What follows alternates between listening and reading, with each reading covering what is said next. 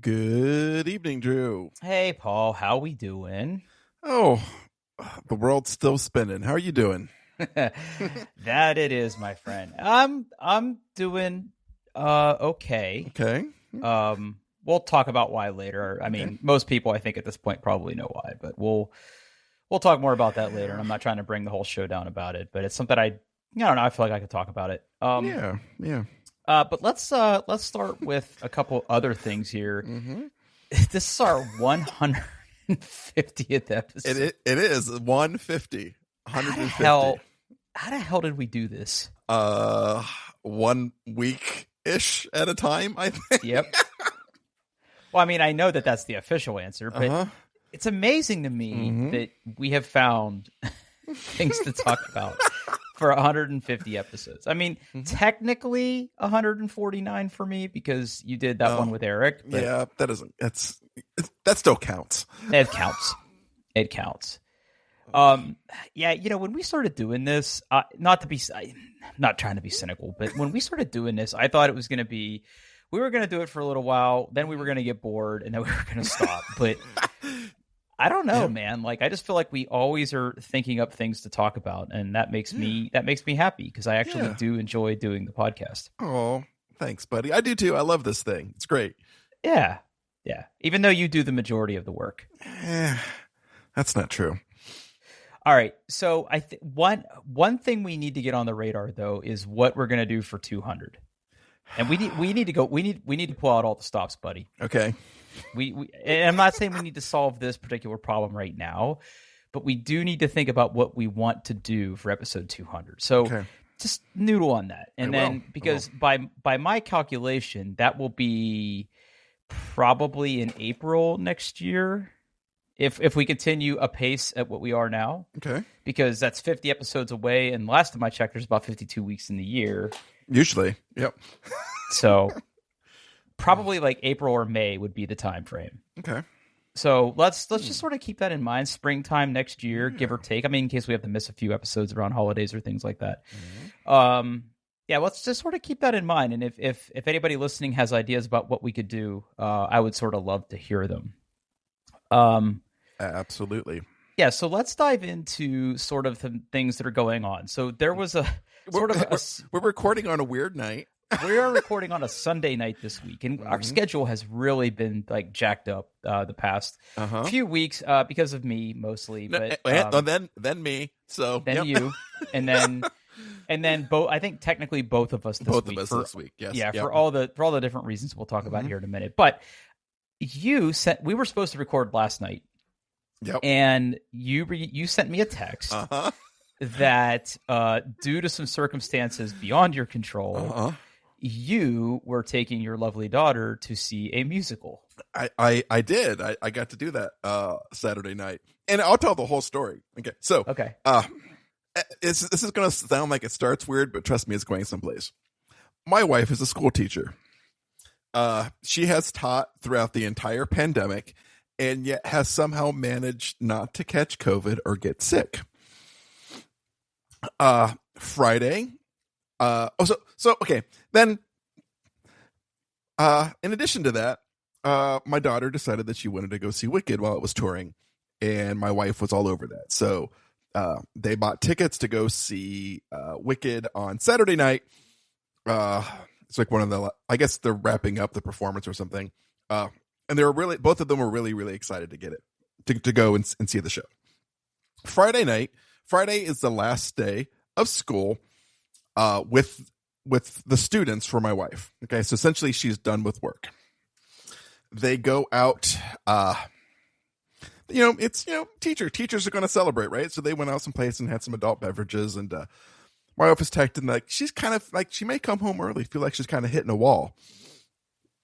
And Friday, I was playing Dungeons and Dragons, and then wife came home. And the time I got out of by the time I was done playing D&D, she was asleep, just dead asleep, which is very unusual for her. She wakes up Saturday and she's not feeling very good, but she's like, "God damn it, I'm going to go see Wicked with Arabelle." That's my daughter. I decided to go to the grocery store because that's something. No, I didn't go to the grocery store on Saturday. What did I do? Oh, I took my son to a graduation party. That's what I did. I came home and I was just like, you know what, Paul, you got to like put the foot down. If she's not feeling good, she should not go out in public. That's irresponsible. She could get somebody sick. I was just full of it, Drew, full of it. But when I was out, she decided that she was going to take a COVID test, and it was positive. So, surprise, my wife gets COVID literally on the last day of school. Wow. With her kids. So she has COVID. She's all isolated. And I get to take my daughter to see Wicked. So I texted Drew and said, like, hey, I'm not going to be able to record. Yeah, so I took my daughter to Wicked. It was her first time seeing like an in-person Broadway musical. It was her first time being in like a really fancy theater. We had a lovely time. It was nice.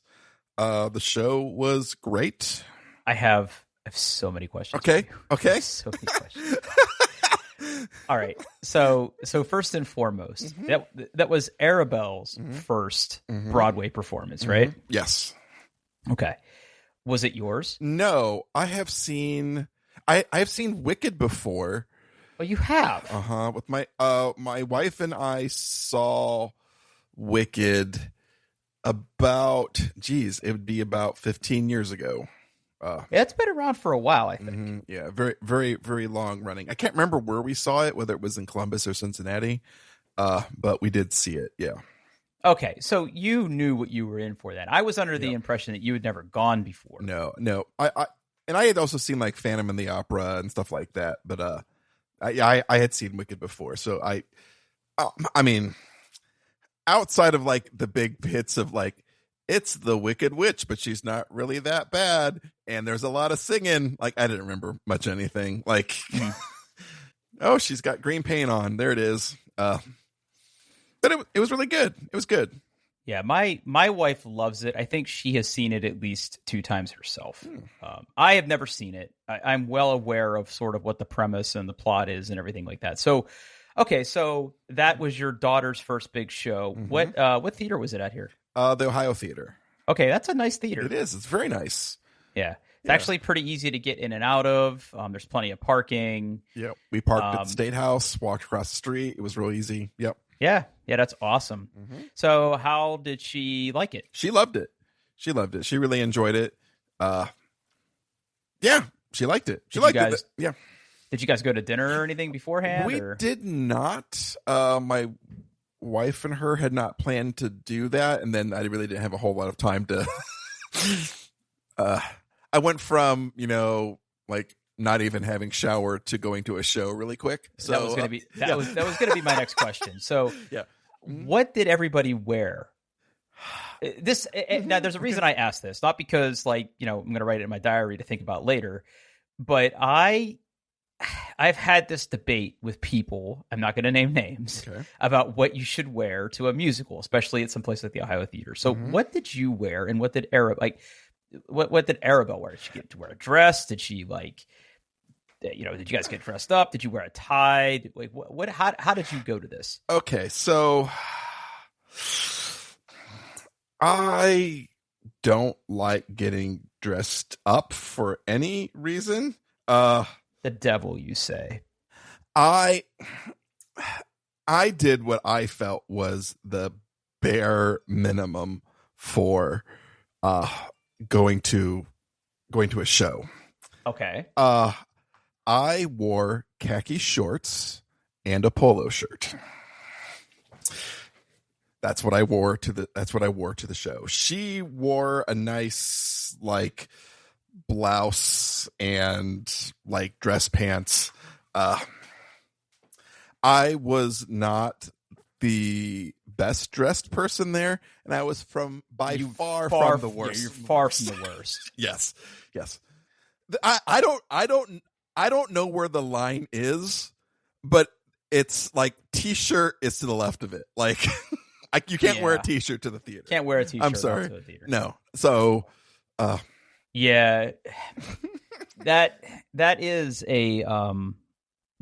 that is one thing about living in the Midwest that absolutely kills me, is people have what they consider to be dress shorts, Mm-hmm. and I disagree with that sentiment. I think you could have nice shorts. I had nice shorts. I had nice shorts on.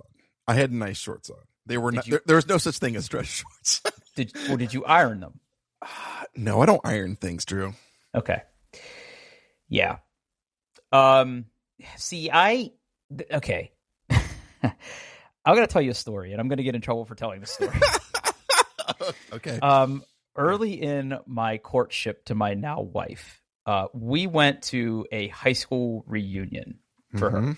I think it was like her 5th year or maybe 10-year anniversary. We have not been back.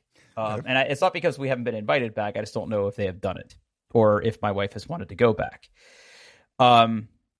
She grew up in Delaware, Ohio, which is one county north from where I live, and we're 2 counties north from where you live, I think, because you're Pickaway, right? I am Pickaway County. Yeah, Pickaway County. Yeah. Don't be creepy.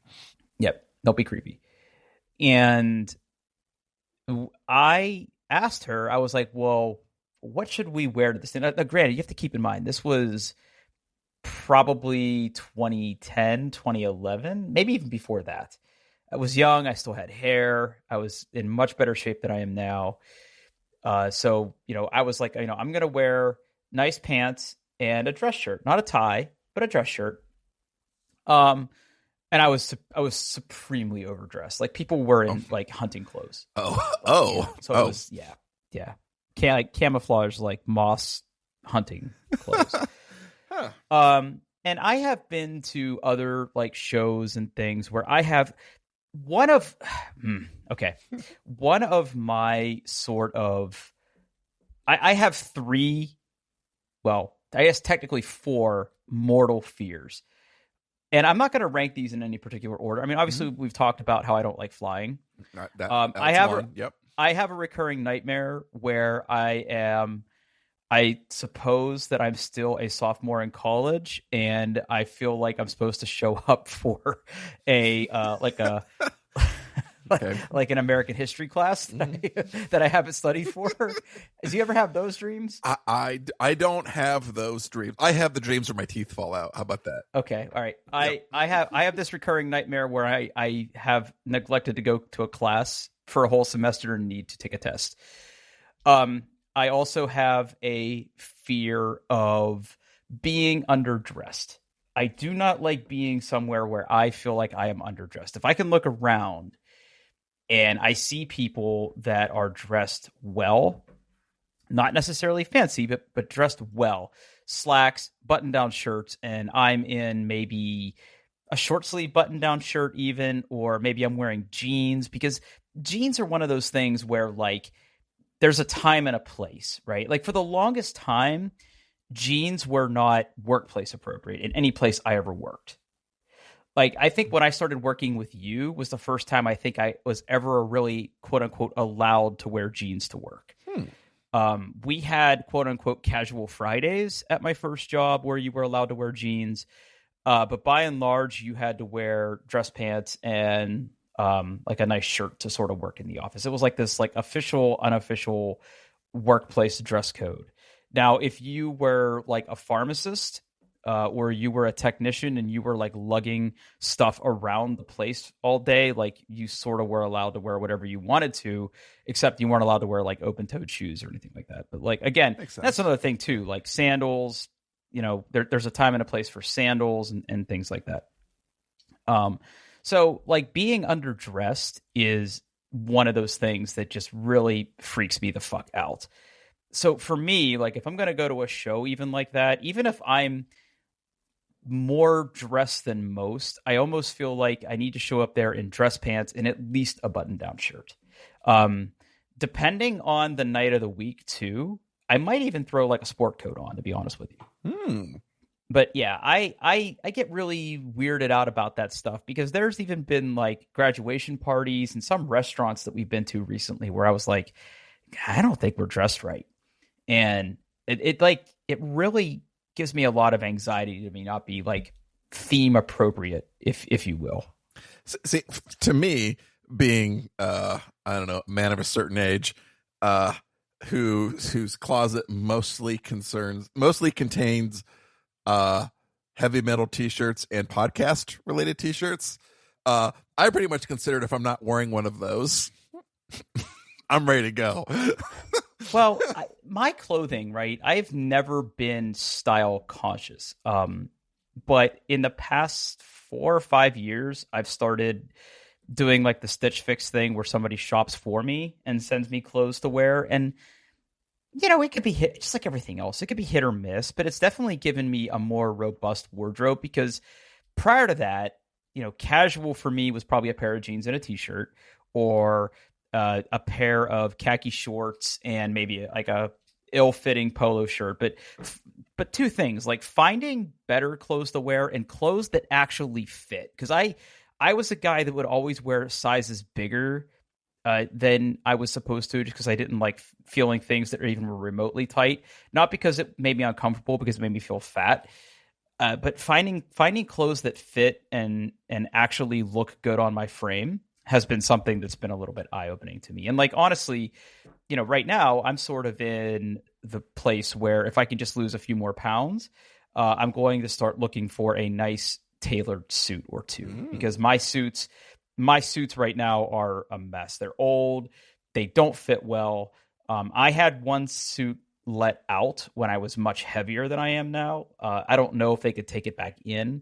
So like all of my suits just look way too big for me. So again, finding a place where you can go try on some suits and actually have it tailored and cut to your frame, like that to me is just as important, if not more important, than actually having a suit.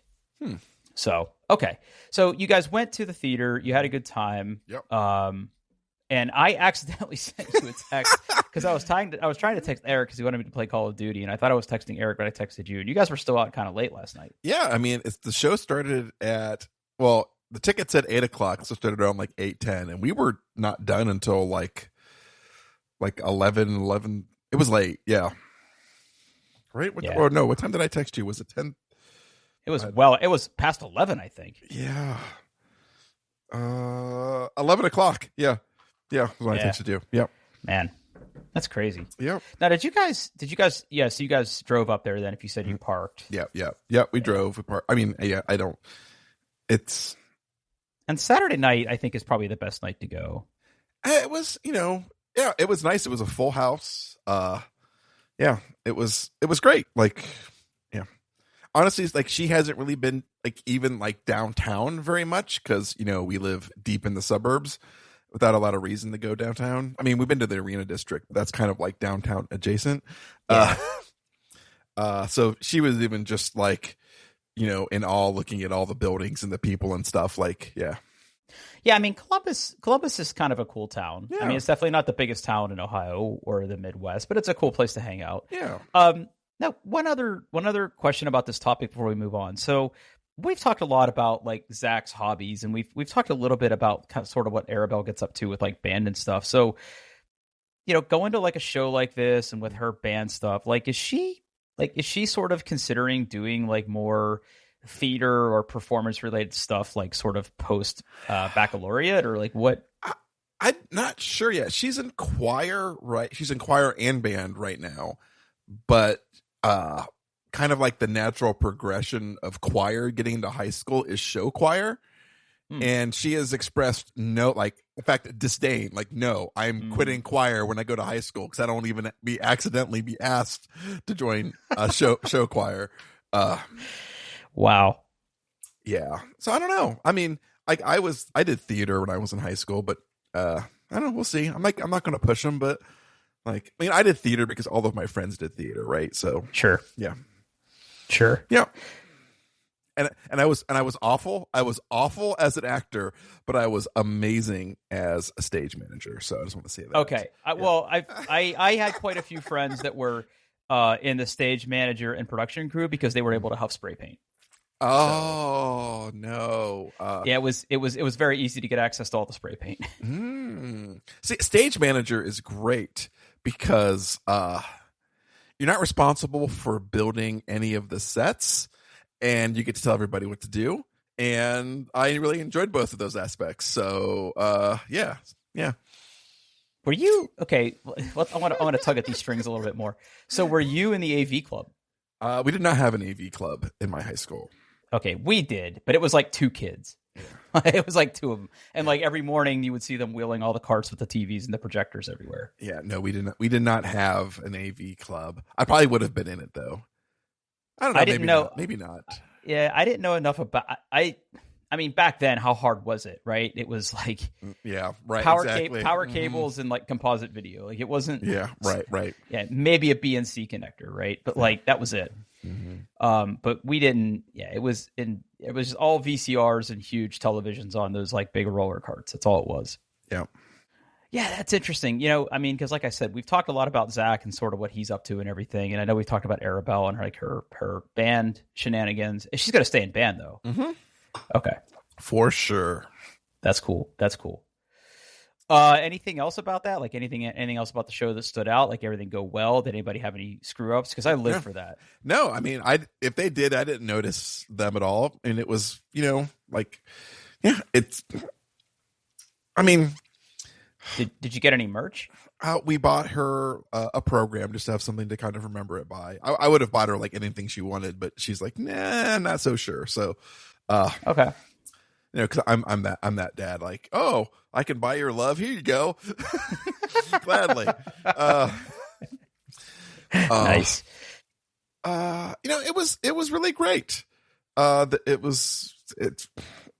I mean, theater isn't necessarily my thing, but I can appreciate when things are done well, and it was done well. So yeah. Plus, it's I mean, you and your daughter spending a little time together. Exactly. Yeah. Yeah. Got to cherish it. Yeah. I feel bad my wife couldn't go because she was also excited, and I'm sad that she has the COVID.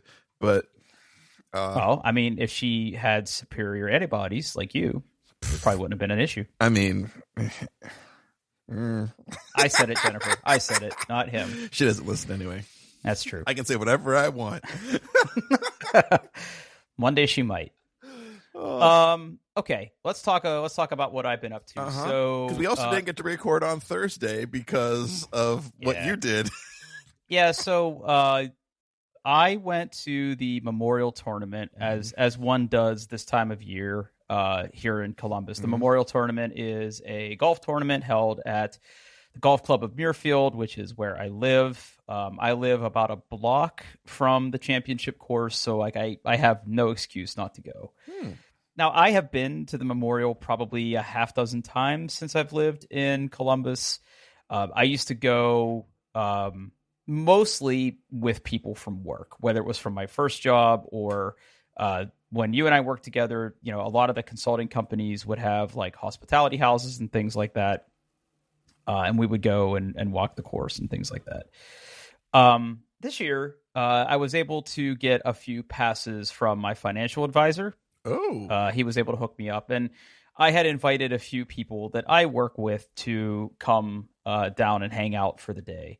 So I worked about a half day Thursday, and then I walked, they all came here. We walked over and spent the day. It was a great day. It rained a little bit when we first got there, just very, very lightly. And the weather has been fantastic for the tournament. Watching golf in person is pretty fun. There's plenty of places to just grab a drink and hang out. I did not have access to any of the hospitality houses. So everything was on course. I had to pay for everything, but it was good. Like I said, we were supposed to have 3 people come, but only 2 were able to show up. So the 3 of us spent the afternoon walking around, and then when things ended, we went and got some food. And by that point, I was just like exhausted because we had been walking around like all day. And from where we were when it was time to walk back to my house, we were like on the exact opposite side of where we needed to be. Man, that's how that works. Yeah. Yeah. And it's a fun time, right? Now, what's interesting is, I've lived in Dublin, and I have like lived adjacent to Memorial traffic and all of the people that come to watch the tournament and everything. But actually living right where it all happens has presented its own sort of interesting sort of things. I wish so. A couple things. One, next year, you know how baseball umpires have like pitch counters that they can kind of click? Yeah. I'm going to get one of those for the number of times people turned around in my driveway. Oh, neat. Yeah. Yeah. So basically, what they did, what they did, and I don't know if they did this every year, is they basically took two major roads through Muirfield and made them one way. Huh. So the road that sort of parallels the course, they made one way. Now that road, like I said, is literally one block over from where I live. They basically made it so that you could not turn left onto that road. Well, my road is the left right after that. So people were realizing they couldn't turn left and then turning into my neighborhood and then turning around right in my driveway, which is the first driveway as soon as you come into the neighborhood. So it was just a constant stream of cars coming and going. There was a ton of people. Our neighborhood, I think the only people that really parked in our neighborhood were friends of friends that came to watch the tournament, and everybody that sort of walked over to one of the gates. All the airplane traffic and blimp traffic and everything was something.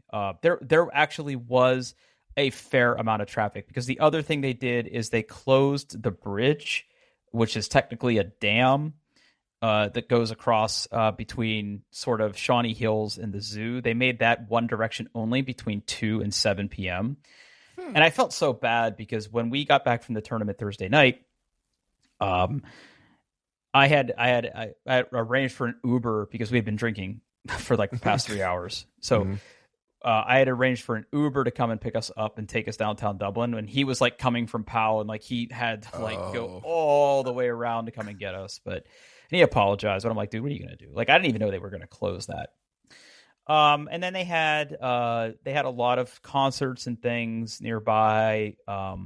It was actually kind of cool to be sort of like at the nerve center of everything and hearing people cheer from like my back porch and everything was pretty cool. They did a great job with it. The course looked beautiful. Really, really good turnout even for Thursday, which is technically like the first round. And then like the rest of the weekend and everything, it's over as of today, I believe. So because we didn't have any delays or anything, so everything's over. But it was really cool sort of living here and experiencing it like so close up as like a resident of Muirfield. So I just thought that was kind of cool. And the other big news, drum roll, is my favorite ice cream place has a new flavor that I absolutely am like total gay balls for, and that is watermelon sorbet. Watermelon sorbet. It's very, very good. I was very pleased. Judges, yep. No, still not ice cream. Yep. Okay. They just came back with the ruling. Yep. 100% not ice cream. They're shaking their heads. Yep. But it was watermelon flavored, and I was very, very worried that I wasn't going to like it, but I took a risk. I'm happy to report that it was very, very good. They had a whole new slew of flavors for the tournament, and it was okay. Delicious. Now I do have to ask, because I have experienced some watermelon sherbet that they fucking ruined. Okay. By putting chocolate chips in it to make it look like seeds. Okay. First of all, that is a sin against man. Okay. And Thank God. you. They ruined it. Is what they did. I can't think about any circumstance that you would ever combine chocolate and watermelon. It's not good. It's not good. It's not good. No, I'm not making a joke. Like I am literally sitting here like sort of dumbfounded. Okay, well let's figure it out. Let's go to the magic of the internet. Okay. Watermelon and chocolate. Wow. Watermelon and chocolate. Chocolate covered watermelon bites. Chocolate covered watermelon is summer's healthiest desserts. Fuck you. It sounds bad. Okay, watermelon cake. It's okay. Close your eyes. Watermelon cake. What pops in your head? Watermelon cake. It's like a pink kind of like light fruity sponge cake kind of thing. Maybe with like some like vanilla or like a buttercream icing. Like, yeah.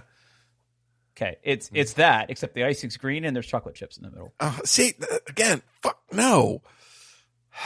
Mint watermelon salad doesn't even have chocolate in it. Google, what are you doing? Watermelon and chocolate fondue. Here it is. Here, this is the abomination I had. It was from Kroger. The product is now unavailable. But I'm still putting because the link someone in there. was arrested. I don't know where to put this.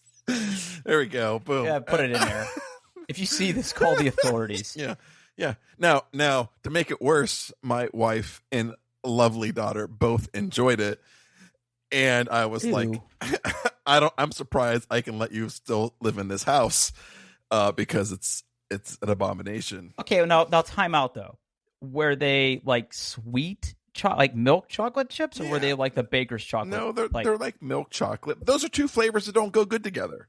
I can't think of either one of those going well together.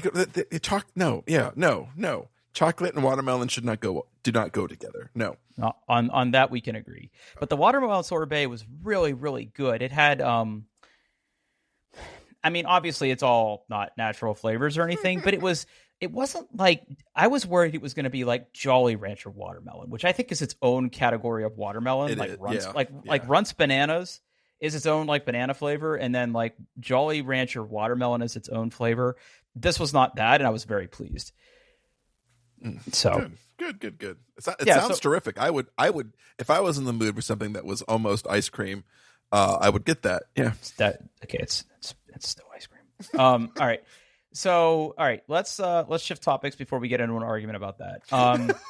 I am thrilled that this topic is coming up next, and I want to know why. Okay, so do you still watch Shut Up and Sit Down? I don't. Okay. Well, I still subscribe, but I haven't watched the video in a while. Okay, Drew. So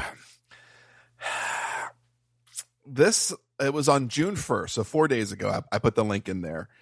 Shut Up and Sit Down released a YouTube video entitled "Why You Should Get Into Netrunner in 2022." Okay, stop. Mm-hmm. But Netrunner's dead. Netrunner, okay, yes. Fantasy Flight stopped producing. Okay, so Netrunner was a collectible card game, technically a limited card game, because like you knew exactly what cards were in each pack. When you were going to go buy them, like you knew what you were getting, right? But it was a great game. You and I both enjoyed playing it. Absolutely wonderful. Kind of an asymmetrical, where like one side is trying to be an evil corporation doing evil stuff. The other side is trying to be, elite hacker boy, busting that ice and stuff. And I thought, for all intents and purposes, Fantasy Flight was like, nope, we're done. We're done with this game. It's over. Take your ball and go home. And then I learned through this video that there is Netrunner is not exactly dead. It's still commercially dead, but there is this organization. I believe it's called NISEI, NISEI, and they are keeping Netrunner alive. How are they doing that, you ask? Well, they've essentially made a community-driven, like actually at this point, multiple sets of cards that they do not sell. This organization is completely nonprofit. In fact, if they want, you can print the cards at home if you want, but they've partnered with a few kind of like on-demand card printing companies where you can buy these sets of cards and play Netrunner today.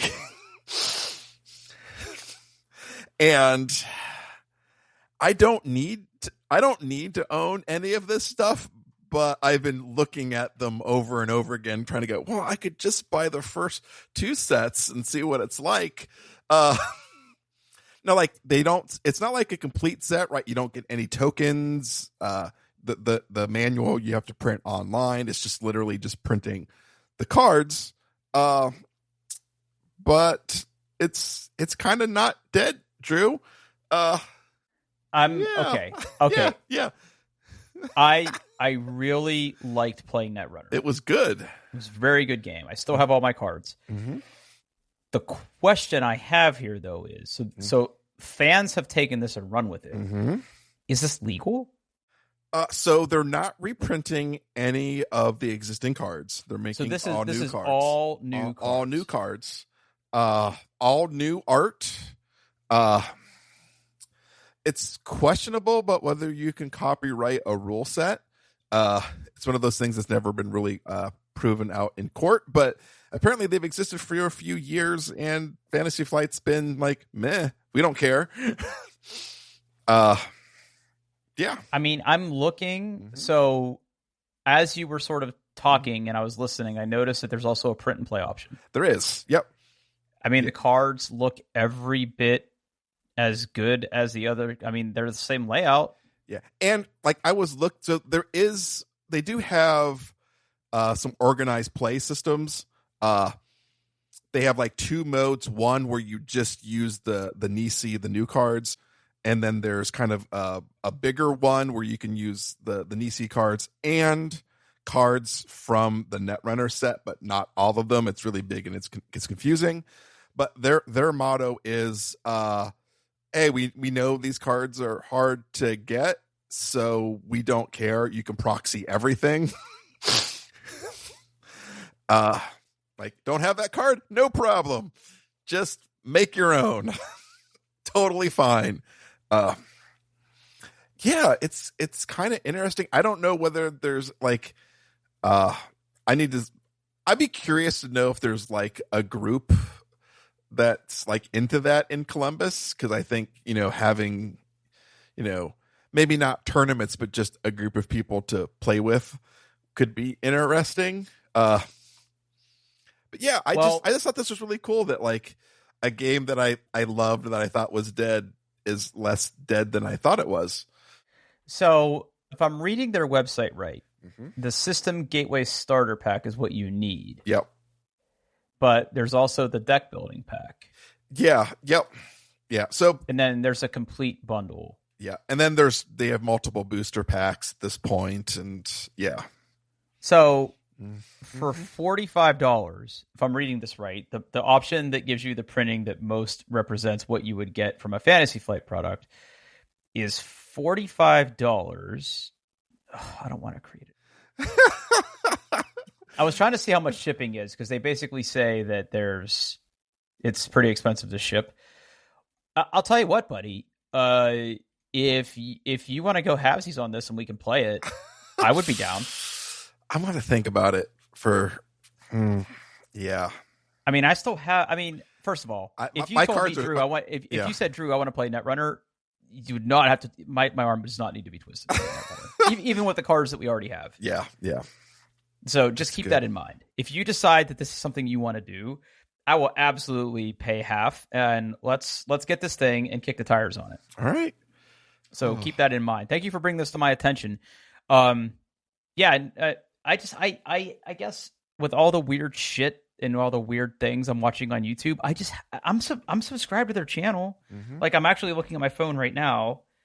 If I go to subscriptions, but did you click the bell so you get notified?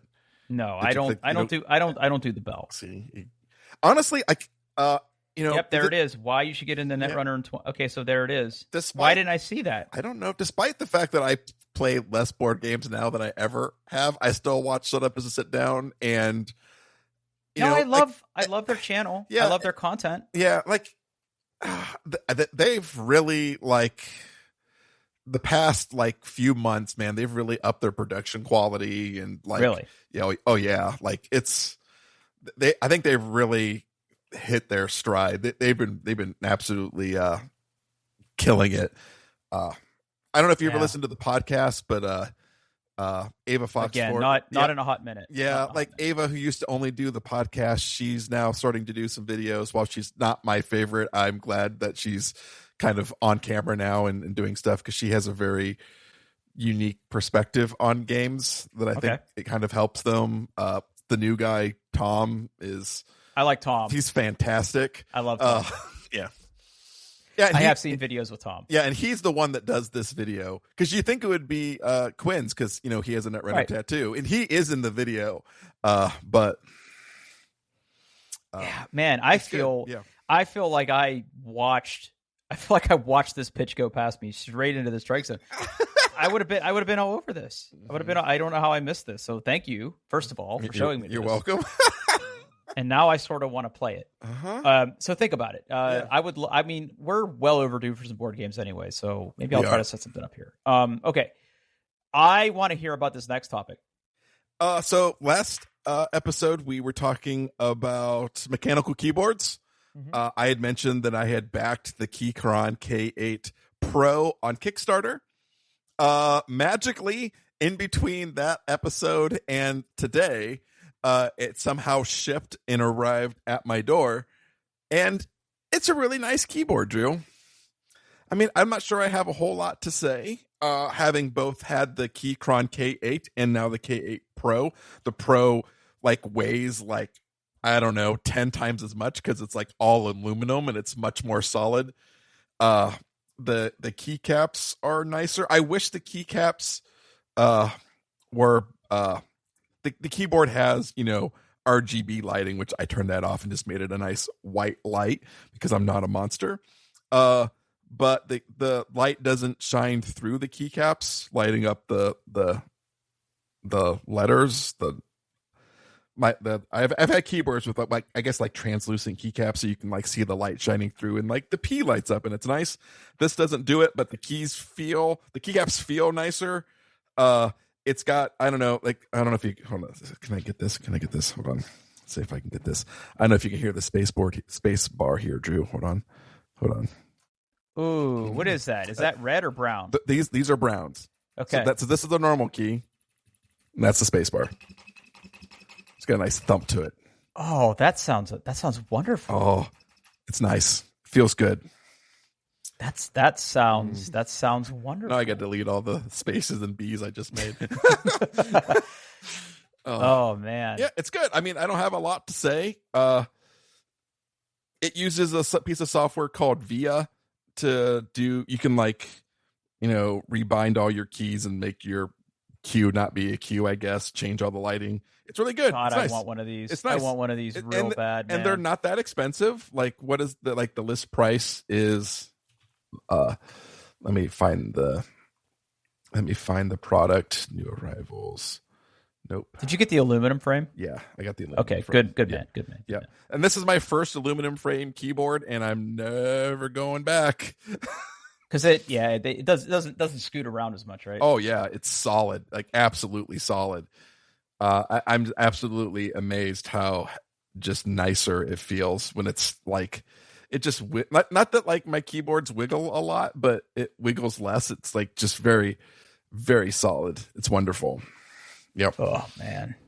Yeah. Now, did you buy any different keycaps or anything? I did not. I just used the stock kind of brown and gray or black and gray keycaps.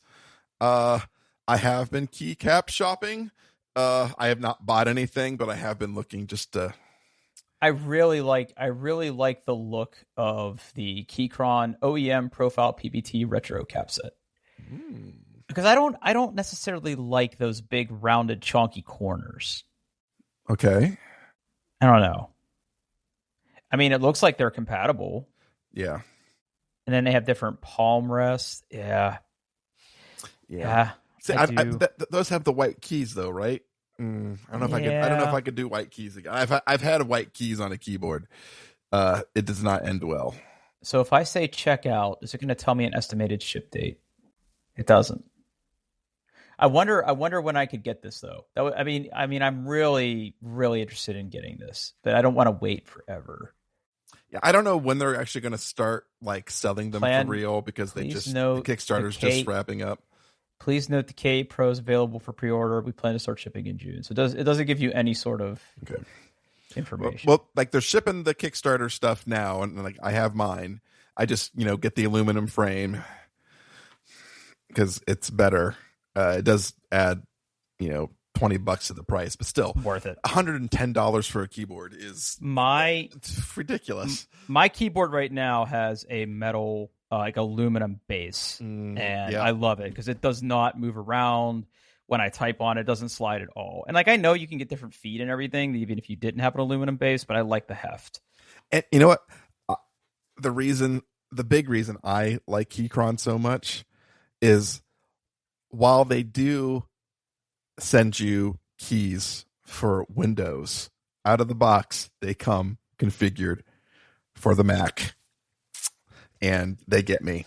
So yep, yeah, they know how it works. Mm-hmm. They know what side the bread is buttered on. Oh yeah, cool. Well, what are you doing with your old one?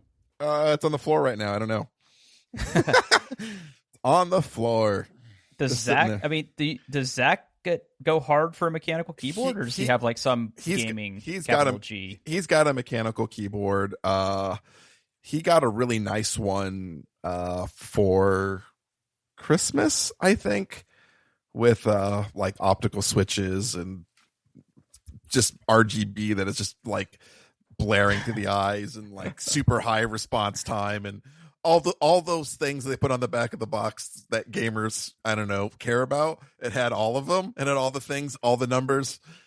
He likes it. I can't remember what it is, but if I go upstairs and find it, I'll put a link in the doc. But it was not a cheap keyboard, I'll tell you that. Yeah. Wow. Cool, buddy. Well, I'm happy for you. Like I said, I'm super jealous because I've been in the market for a little bit now. So I'm like super interested to hear how it holds up. Indeed. All right. Last topic for the night. Yeah, I know. It got to talk about it. Okay. So the other big thing that happened this week was, and I'll just sort of skip right to the bad news here, is that my sweet dog Rocky is blind. Oh, poor guy. So Rocky's 13.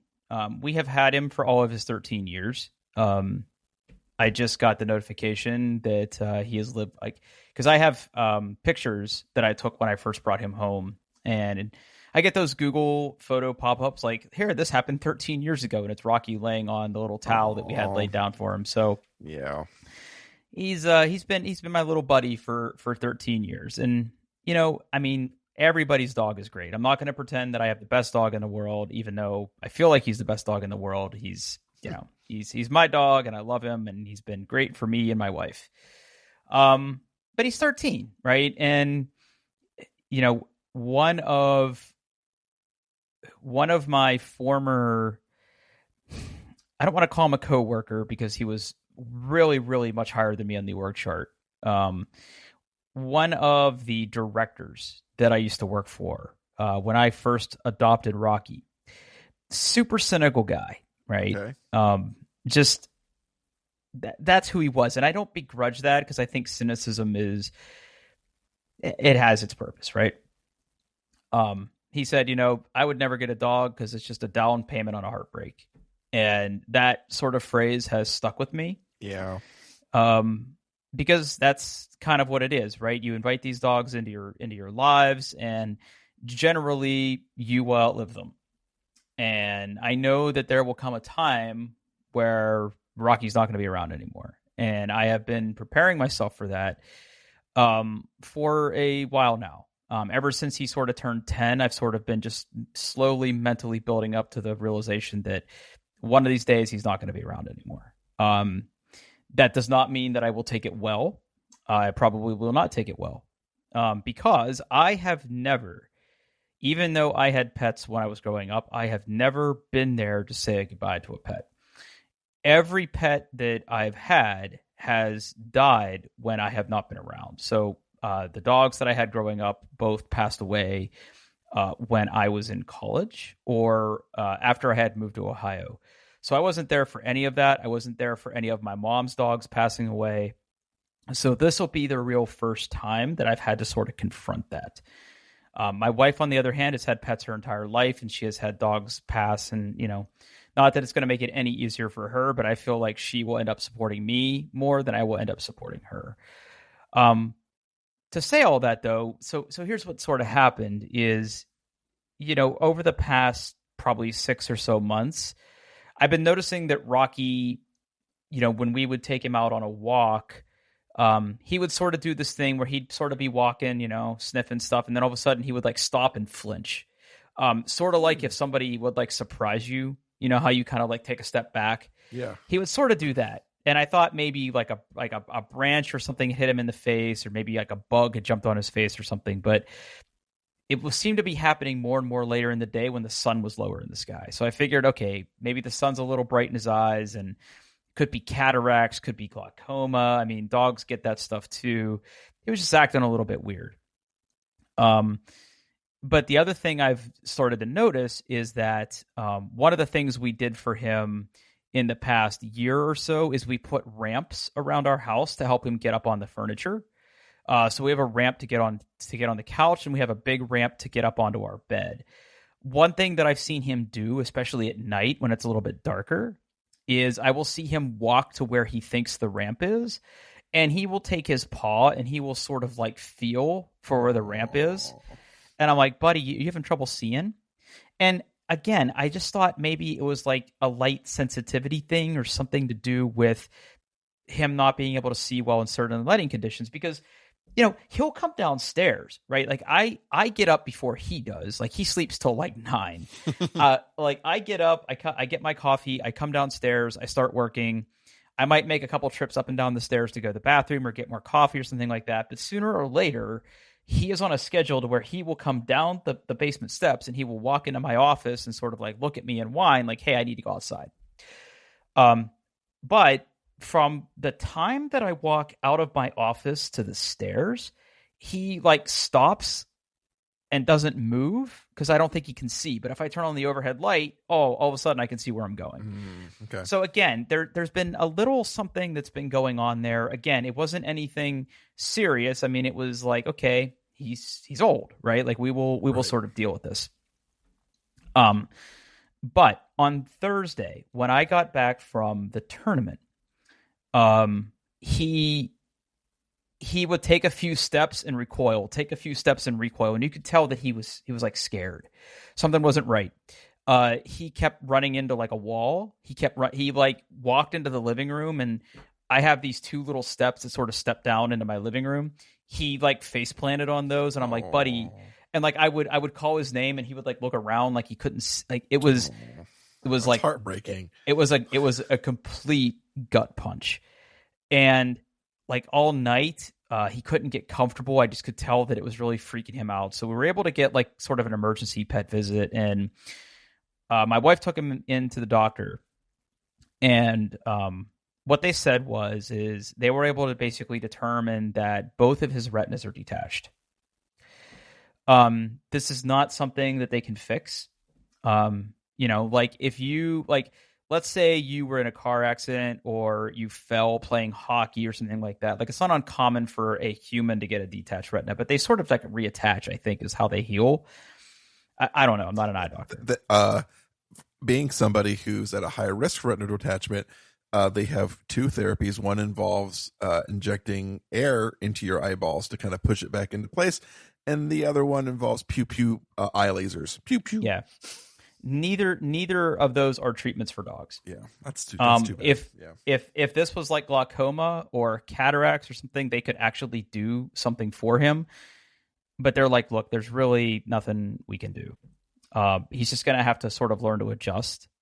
They mentioned getting another dog because the other dog can help lead him around. But I don't necessarily want to get another puppy. Yeah.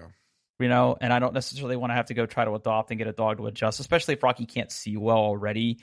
If we had already had another dog here to help him, I think different story. So I don't think really us getting another dog right now is something we could do.